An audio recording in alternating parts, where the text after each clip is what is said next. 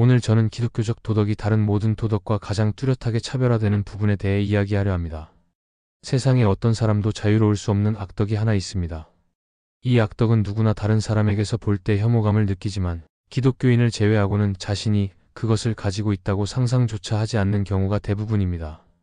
사람들은 자신이 성질이 나쁘다거나 돈이나 술 문제로 제어를 못한다거나 심지어 겁쟁이라고는 고백할 수 있을지 몰라도 기독교인이 아닌 사람이 스스로 이 악덕을 가지고 있다고 인정하는 경우를 저는 거의 본 적이 없습니다.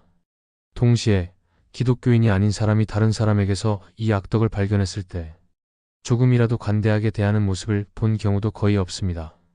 이것만큼 사람을 인기 없게 만드는 결점도 없고 또 우리가 스스로에게서 인지하지 못하는 결점도 없습니다.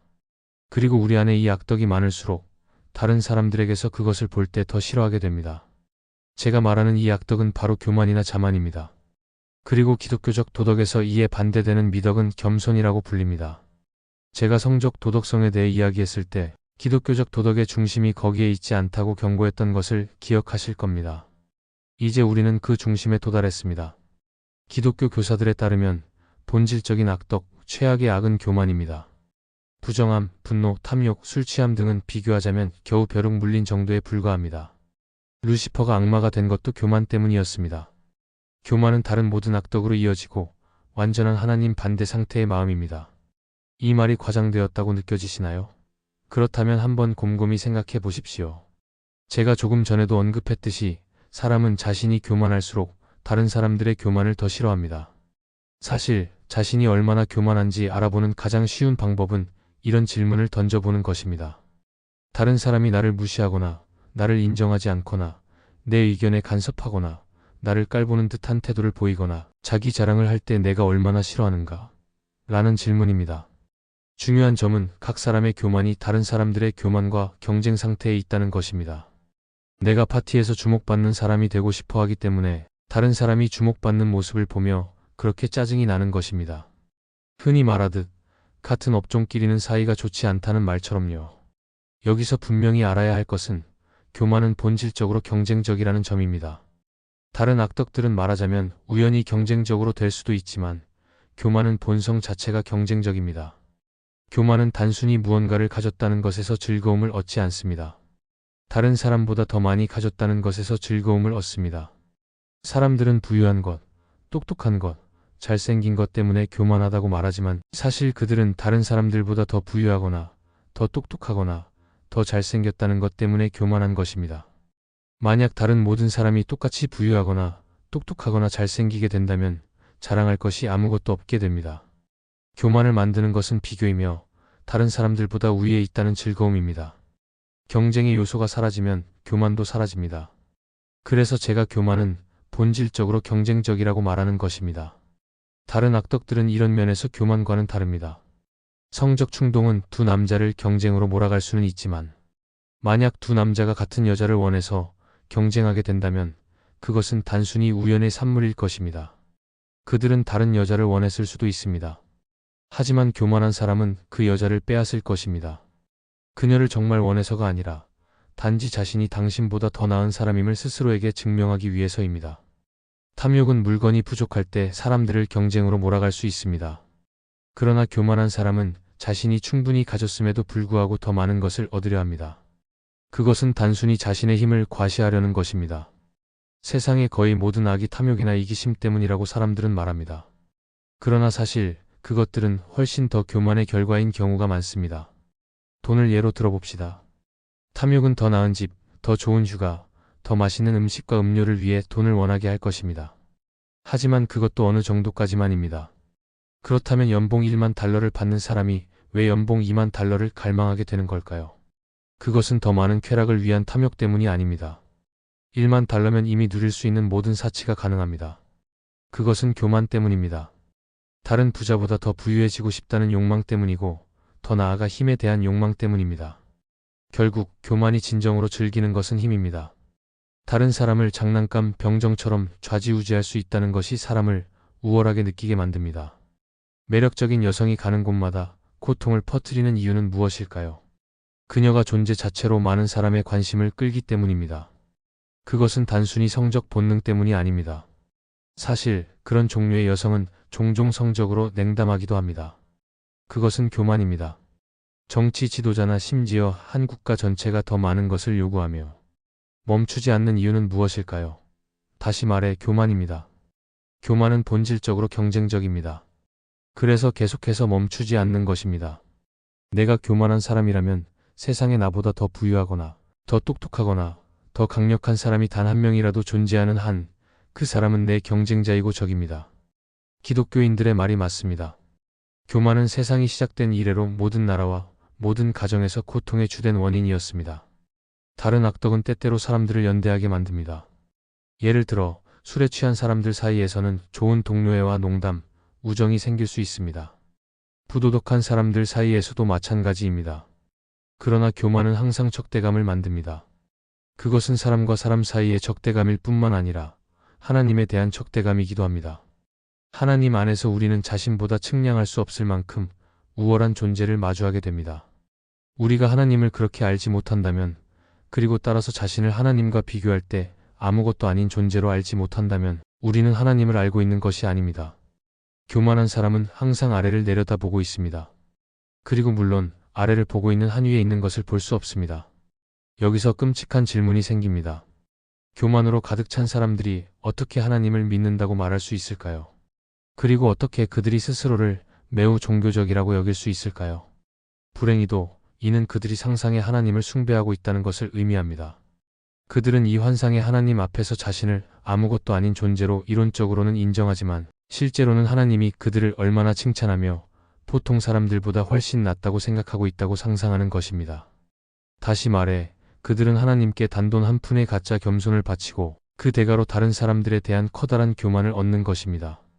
아마도 예수님께서 어떤 사람들이 자신의 이름으로 설교하고 마귀를 쫓아내며 놀라운 일을 행했지만 마지막 날에 그들에게 나는 너를 도무지 알지 못한다라고 말씀하실 것을 생각하셨던 이유가 바로 이런 사람들 때문일 것입니다. 우리 중 누구라도 이런 위험한 함정에 빠질 수 있습니다. 다행히도 우리는 그것을 판단할 수 있는 기준을 가지고 있습니다. 만약 우리의 종교적 삶이 우리로 하여금 스스로를 선하다고 느끼게 하거나 다른 사람보다 낫다고 여기게 만든다면 그것은 하나님께서가 아니라 마귀가 우리에게 작용하고 있다는 확실한 증거입니다. 하나님 앞에 있는지 확인할 수 있는 진짜 시험은 당신이 스스로를 완전히 잊어버리거나 혹은 자신을 작고 더러운 존재로 보는 것입니다. 자신을 완전히 잊는 것이 훨씬 낫습니다. 가장 끔찍한 사실은 모든 악덕 중에서도 가장 최악인 교만이 우리의 종교적 삶의 중심에까지 숨어들 수 있다는 것입니다. 그러나 왜 그런 일이 가능한지 알 수 있습니다. 다른 더 하찮고 덜 심각한 악덕들은 우리의 동물적 본성을 통해 마귀가 우리에게 영향을 미친 결과입니다. 그러나 교만은 동물적 본성과는 전혀 관련이 없습니다. 그것은 지옥에서 직접적으로 오는 것이며 순전히 영적인 것입니다. 그렇기 때문에 훨씬 더 교묘하고 치명적입니다. 같은 이유로 교만은 종종 더 단순한 악덕들을 억누르는 데 사용되기도 합니다. 예를 들어 교사들은 종종 소년의 자존심을 이용해 그가 올바르게 행동하도록 만듭니다.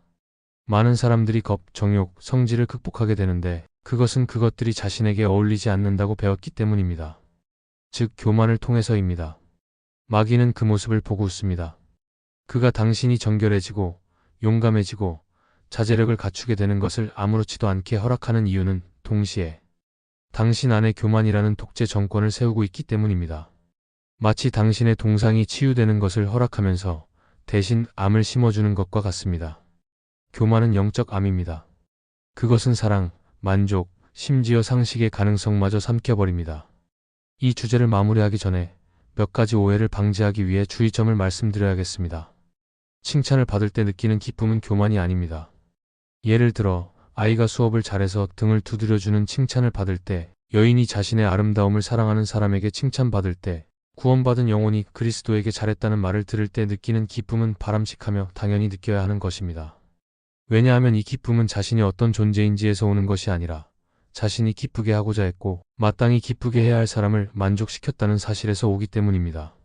문제는 우리가 나는 그를 기쁘게 했다, 모든 것이 잘 되었다라는 생각에서 내가 정말 대단한 사람이기에 이런 일을 할 수 있었던 거야 라고 생각하기 시작할 때 생깁니다. 자신에 대해 기뻐하는 정도가 커질수록, 그리고 칭찬에 대해 기뻐하는 정도가 줄어들수록 우리는 점점 더 나빠지고 있습니다.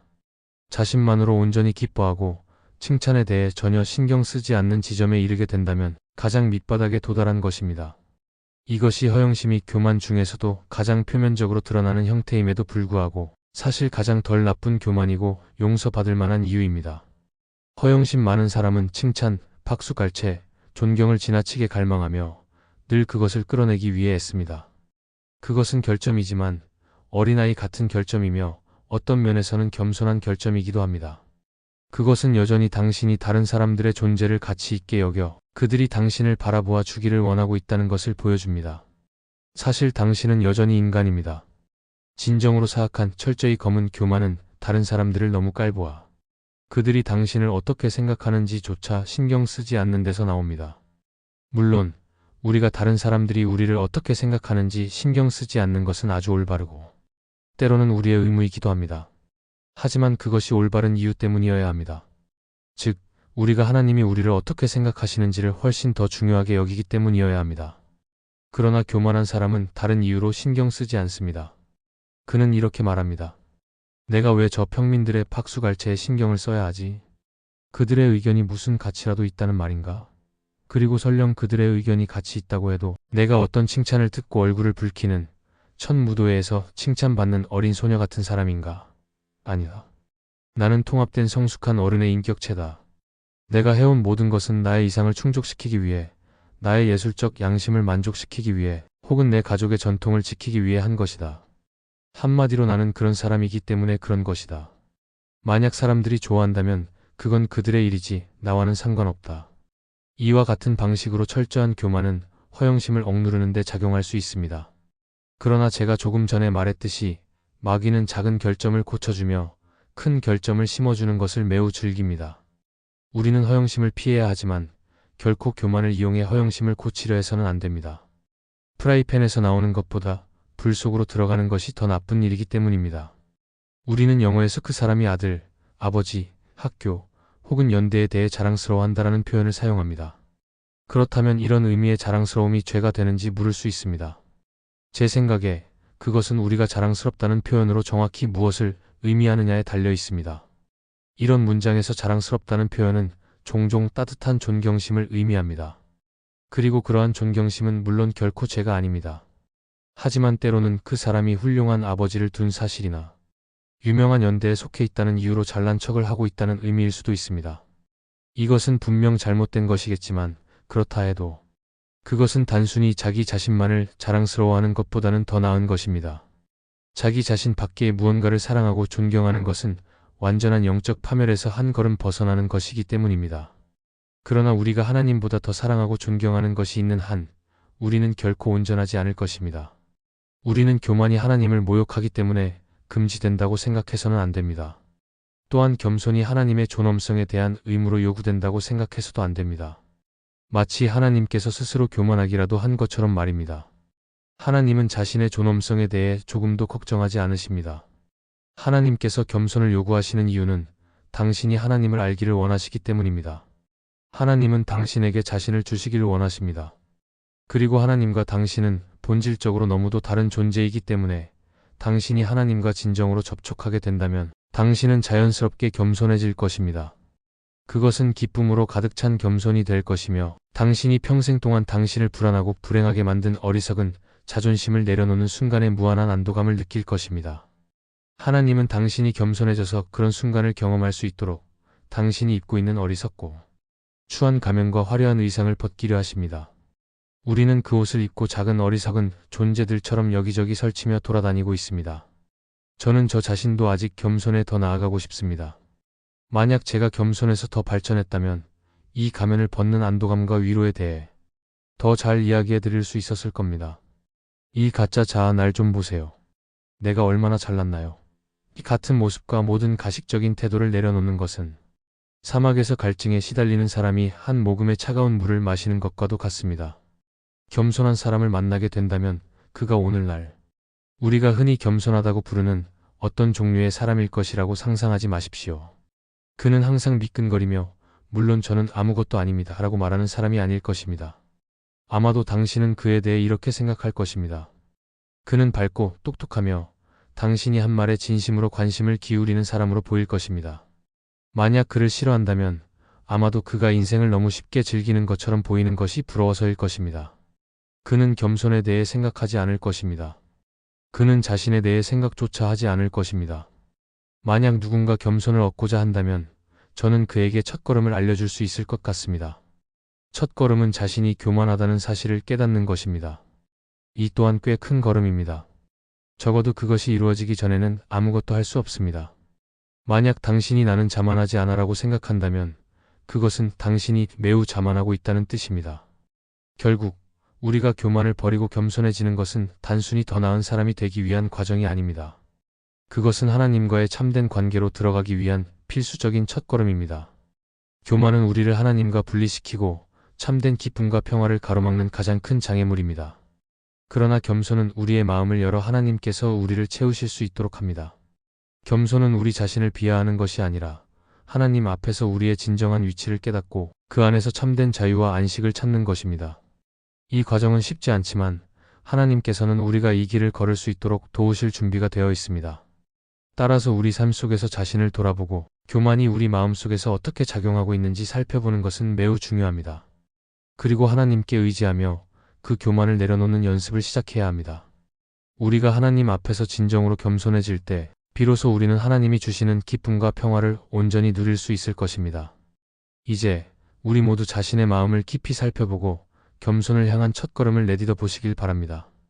하나님 안에서 진정한 자유와 기쁨을 경험하게 되기를 축복합니다. 마무리 기도하겠습니다. 하늘에 계신 하나님 아버지, 오늘 우리의 마음에 말씀해 주심에 감사드립니다. 우리가 교만에 빠져 당신과 멀어지지 않도록 깨닫게 해주시고 우리의 삶에서 겸손의 중요성을 가르쳐 주셔서 감사합니다. 하나님, 우리 마음속 깊이 자리 잡고 있는 교만과 자만심을 내려놓을 수 있도록 도와주세요. 당신 앞에서 우리의 연약함과 부족함을 인정하고 당신의 은혜와 사랑만을 의지할 수 있는 겸손한 마음을 허락해 주시길 간구합니다. 우리의 삶 속에서 당신의 뜻을 구하며 다른 사람들을 사랑하고 섬길 수 있도록 인도해 주세요. 우리가 겸손해질 때 당신의 빛이 우리를 통해 세상에 비춰지게 하시고 우리의 삶이 당신께 영광이 되기를 소망합니다.